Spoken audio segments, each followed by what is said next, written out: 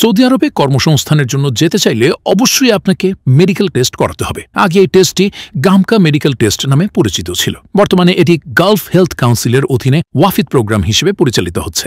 ওয়াফিদ অনুমোদিত বাংলাদেশে 7টি শহরে সর্বমোট 132টি মেডিকেল সেন্টারে টেস্ট করা হয়। এই ভিডিওতে আমরা আলোচনা করব সৌদি আরবের মেডিকেল টেস্টের আদ্যোপান্ত নিয়ে। ভিডিও শুরু করার আগে জানিয়ে রাখছি যে আপনি যদি ওয়ার্ক ভিসায় সৌদি যেতে চান তাহলে এই ভিডিওর ডিসক্রিপশন বক্সে থাকা ফর্ম ফিল আপ করে যুক্ত হতে পারেন আমাদের ওয়ার্কার ডাটাবেসে। আমরা সৌদির বড় বড় কোম্পানি এবং ট্রাস্টেড রিক্রুটমেন্ট এজেন্সিগুলোর সাথে আপনাদের যোগাযোগ করিয়ে দেব। পুলিশ ক্লিয়ারেন্স আগে করবেন নাকি মেডিকেল টেস্ট? সৌদি আরবে ওয়ার্ক ভিসার ক্ষেত্রে পুলিশ ক্লিয়ারেন্স সার্টিফিকেট আগে করা অনেক বেশি যুক্তিযুক্ত। এর প্রধান কারণ হল মেয়াদের পার্থক্য। পুলিশ ক্লিয়ারেন্স সার্টিফিকেটের মেয়াদ 6 মাস থাকে, অন্যদিকে মেডিকেল রিপোর্টের মেয়াদ মাত্র 2 মাস থাকে। এছাড়া পুলিশ ক্লিয়ারেন্স পেতে বেশ সময় লাগে, কারণ এতে অনেকগুলো প্রক্রিয়াগত ধাপ রয়েছে। প্রথমে থানা থেকে শুরু করে জেলা পুলিশ, তারপর ঢাকা, এরপর আবার জেলায় ফেরত আসা। এভাবে মোট 10টি স্টেপ এবং 4টি সিল লাগে। এই প্রক্রিয়া সম্পন্ন করতে 5 থেকে 20 দিন পর্যন্ত সময় লাগতে পারে। আগে থেকে পুলিশ ক্লিয়ারেন্স করে রাখলে পরবর্তী প্রক্রিয়াগুলো অনেক সহজ হয়ে যায়, কারণ মেডিকেল টেস্টের সময় যদি কোনো সমস্যা দেখা দেয়, যেমন সাক্ষাৎ পড়ে যায়, তখন পুলিশ ক্লিয়ারেন্স নিতে আর চিন্তা করতে হয় না। মেডিকেল করার পর সাক্ষাৎ পড়লে 15 দিন সময় নষ্ট হতে পারে, আর তারপর যদি পুলিশ ক্লিয়ারেন্স করতে হয় তাহলে আরও 15 থেকে 20 দিন লেগে যেতে পারে। এতে মেডিকেলের মেয়াদ শেষ হয়ে যাওয়ার ঝুঁকি থাকে।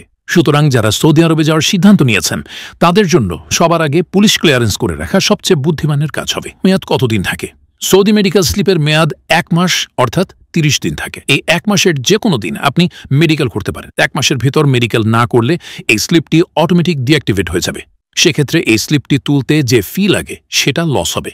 ধরুন আপনি স্লিপ উঠিয়েছেন এমন কোনো সেন্টারের যেখানে আনফিট রেশিও অনেক বেশি, সেক্ষেত্রে আপনি চাইলে ওই মেডিকেল সেন্টারে টেস্ট না করিয়ে 1 মাস অপেক্ষা করতে পারেন।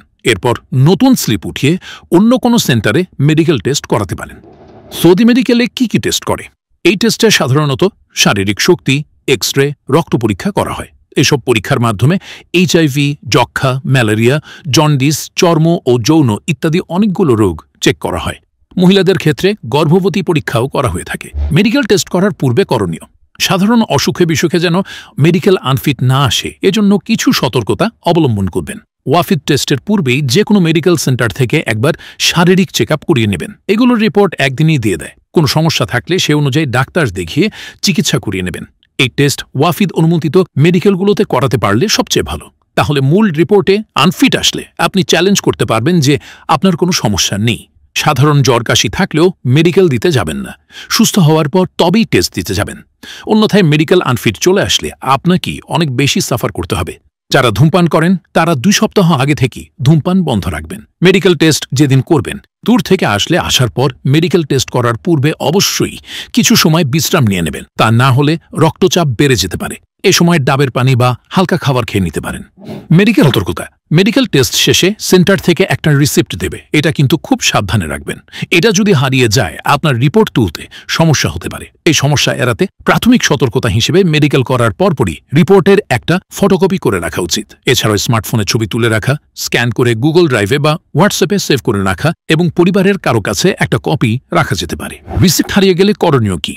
প্রথমেই যে থানার এলাকায় রিসিপ্টটা হারিয়েছে সেই থানায় একটা জিডি করতে হবে। জিডি করার সময় অবশ্যই পাসপোর্ট নাম্বার, কোন দেশের জন্য মেডিকেল করা হয়েছে, কবে করা হয়েছে এবং কোন সেন্টারে করা হয়েছে, এই তথ্যগুলো উল্লেখ করতে হবে।